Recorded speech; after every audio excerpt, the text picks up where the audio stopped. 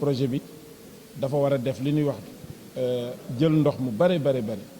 ci lac de Guiers bi maanaam lu ñu xayma ci 530 millions de mètres cubes jël ko ci lac de Guiers bi yóbbu ko ba Linguère pour loolu nag projet bi day defaraat benn barrage fee sa Kër Momar Sarr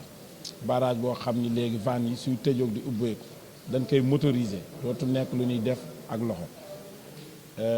dex bi ñuy wax Bas Ferlo ñëpp xam na ni li muy am ndox matu sax 5 kilomètres desul yëpp dafa fer depuis ay at yu bare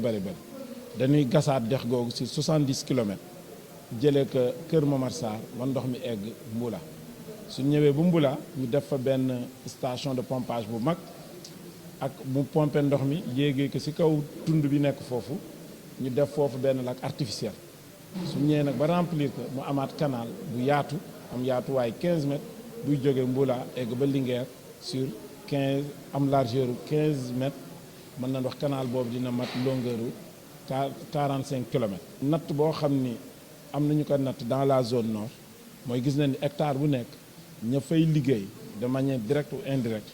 dina mat ñeent ba juróomi nit.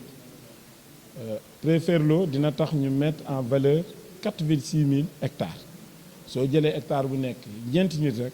loolu ëpp na 300 000 emplois c'est pour wan rek njëriñ baax waxuma sax njëriñ bi muy amal économie bi mais ensuite njëriñ bi muy amal ci xëyu ndaw yi. mu duré ñeenti at yooyu tamit dina coûter liggéey bi ci boppam 156 milliards mooy travaux yi ñu war a def mais lépp lu mu war a àndal maanaam di contrôler liggéey bi di accompagner lépp loo fay yàq ci environnement li ñuy wax la PGS fonctionnement unité de gestion yi wax ak itamit lépp lu campagne DSC mën nañ wax loolu yëpp ñu war a defar les bases chantier yooyu soo ko xaymalee dina mat beneen 10 milliards moo tax projet bi totalement di nekk 166 milliards de francs CFA. Ce projet vise dans sa phase 1 la mise en valeur de 86 000 hectares de terre. Les études dans la zone nord réalisées par la SER ont montré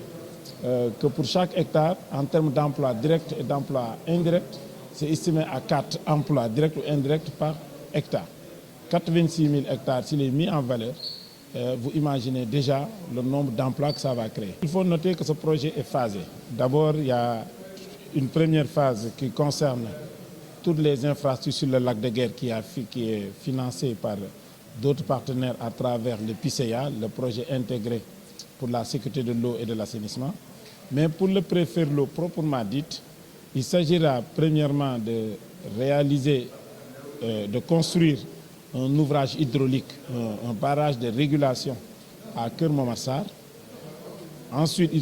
on va restaurer le marigot du Bas Ferlo sur 70 km en procédant au dragage, au surcreusement et à la réalisation de digues. Arrivé à Mbula, nous allons réaliser une station de pompage avec des conduites de refoulement sur 2,5 km pour vaincre la pente. Et au sommet de la colline, nous allons réaliser un grand lac artificiel et ensuite réaliser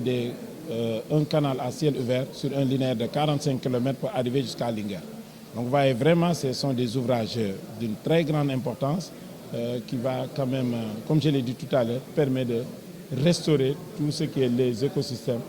connus dans la zone. Et pour les travaux, le coût est estimé à 156 milliards de francs CFA pour une durée de 4 ans. Maintenant, tous les services connexes relatifs au contrôle, la supervision des travaux, aux campagnes d'information et de communication, mais aussi à tout ce qui est la mise en œuvre du plan de gestion environnementale et sociale,